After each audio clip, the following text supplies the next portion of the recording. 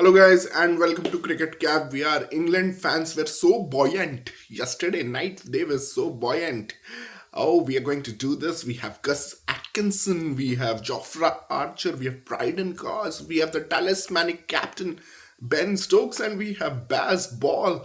You know how Ollie Pope played, how Harry Brook played. They both got 40 plus on this kind of wicket. In the first innings they scored, they were 160 for 5. Actually they collapsed to 172. Before that they were 94 for 3 actually. England fans actually felt they could have maybe taken the score to 210, 220, that kind of a thing. Their tail did not wag, but they had Australia down to the mat. 120 all out yesterday. They didn't give them any breathing room. 40 for 4, and then actually Head tried to fight a bit, but his fight was snuffed out, and they were 120. So there were two moments in this innings where England were completely on the top. First of all, they were 94 for 3. They were 160 for 5 on this kind of surface. Then in the second innings, the lead was 105 for 1. At one point of time, it was 105 for 1. So 105 for 1 to giving the target of 205. So getting all out in the next 100 runs. It was amazing. That too, that was a short partnership between Gus Atkinson and Bryden Cast that allowed them 50 more runs. But man, hats off to Mitchell Stark. In absence of Cummins, Hazelwood to take up the responsibility, taking 7 wickets. That's the real class that Mitchell Stark has showed. And Travis Head. There is only one cricketer in the world that owns the month of November, and that is Travis Head. Wow, man, what an innings it was. It was a perfect storm that took over the Waka. There was no hiding by the England from it. He took 16 runs off Ben Stokes. He took 16 runs of Jofra Archer. He took 20 runs of Atkinson. He was about to take Bryden Cast for big runs. Then he got out after scoring 10 of 3. I mean, that was an innings to chase 205 runs in one session, and score 100 in that session, and absolutely not give a whack about the English bowling, treating them like some club bowlers. It was a treat to watch. It was a treat to watch, and the disdain, the I don't care attitude of Travis Head. He came to open. They were not sure who was going to open because Usman Khwaja was not fit to come to bat. In the first innings also, he was not eligible to come to bat. So they tried putting Marnus Labuschagne on top. But this time, it was Travis Head who said, I'll come. It was the captain's decision. Good call by Steve Smith. He came, he saw, he conquered. And imagine this victory came without Pat Cummins, without Hazelwood. And a lot of people were saying, oh, this is not going to be Australia's best team. I think England are superior, you know. But I think it was a brilliant debut by Brendan Doggett, who took 5 wickets. Whenever this match is seen, his contribution is probably going to be underscored in terms of maybe not getting the limelight, but I think he bowled brilliantly. And second, Scott Boland, he was absolutely thrashed in the first innings, 10 overs, 62 for none, no wickets for him, and it looked like people were making fun. Where is that Boland who was eating Virat Kohli for breakfast? Where is that Scott Boland? Because England are hammering the metronomical bowler. He's called the metronomical bowler because he keeps bowling at the same line and length. And they say Bazball can counter this kind of bowling. They can hit you off the length.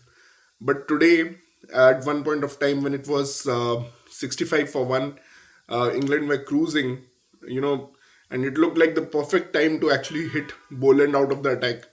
Boland comes back, takes the wicket off, Ben Duckett, and then takes 3 more wickets in that spell. In that spell, I mean, they dropped one catch actually. Otherwise, it would have been 5 wickets in 11 balls or something.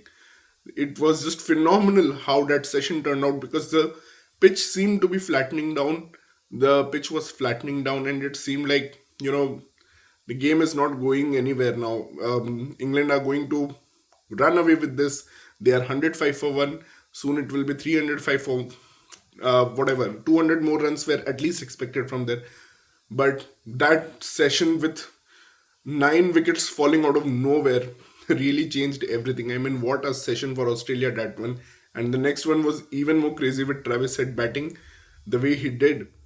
Uh, you know, it was just amazing. So with two debutants, Jake Weatherall and Brendan Doggett, Scott Boland looking out of form, Mitchell Stark held up his promise, uh, and Travis Head, wow, he delivered the ultimate hammering to the English team, and English team would feel a big opportunity missed because for the 4 sessions, I think it was looking like they were dominating the test. For the 4 out of 6 sessions, it felt like England were dominating the test. But in 2 sessions, the entire story has changed, and Australia have come back from the behind and absolutely pounced on England from behind. And England have been taken surprised. Like, look at the reactions of Stuart Broad and all these guys. They are absolutely shocked. They don't know what happened. You know, the action of this test match was so engaging, so amazing to watch that I didn't even watch a single ball of the Guwahati test today between India and South Africa. It was so engaging these 2 days. Uh, I really like 2 days or 3 days test cricket. There's no doubt. I ideally would want a 5-day test cricket, but it has its own fun when wickets are falling, runs are being scored at high pace. It has its own action-packed fun. It's like watching a, uh, you know, action-packed thriller.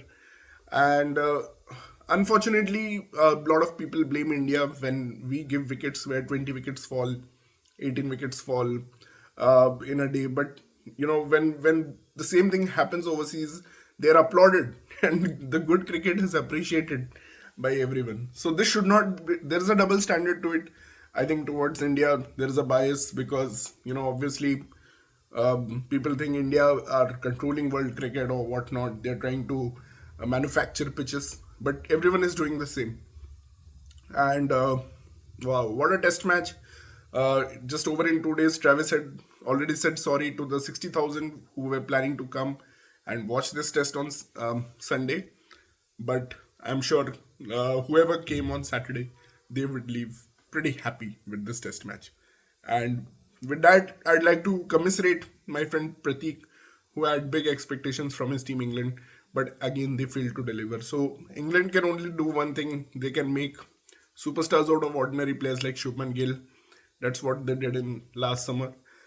First, I think England, what they need to do is win series at home against India and Australia. That should be their priority. You can't expect them to win series away in foreign conditions with this kind of approach. The Bazball has been uh, t- tickered too long. I mean, if you see Ben Stokes, why doesn't someone like him, play baseball, and naturally aggressive batsman who has never played baseball? Is it only Ben Stokes, Ben Duckett's, or Ollie Pope's responsibility to play baseball? I find it very confusing. Also, two of the batsmen I felt in this case, Harry Brook and Jamie Smith, uh, there was a review going on, and these people just had no respect for the game. They just walked away without even, seeing the whole review. They just gave an indication to the umpire that we had nicked the ball already. I mean, that was so bad. I mean, it felt like they just wanted to run away from the pitch. Uh, you know, Honestly, I felt England top order did well. Pope, Duckett to some extent. Crawley has been really poor, but he was last time the star in Australia. Uh, so it's going to be interesting to see how Root and Stokes come back because I still believe the two players who stand out in this English 11 for me who can give a fight here are Root and Stokes, and both were Stokes did his part with the ball, and Root did not do his part. But Stokes has to see what works for him as a batter too, because he's an all-rounder.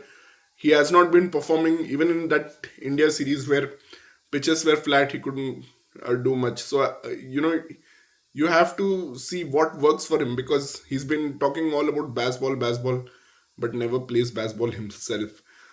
So that's it from my end. We'll have a more detailed review soon. Thank you for watching our channel. Please do like, share, and subscribe our video. Thank you and take care.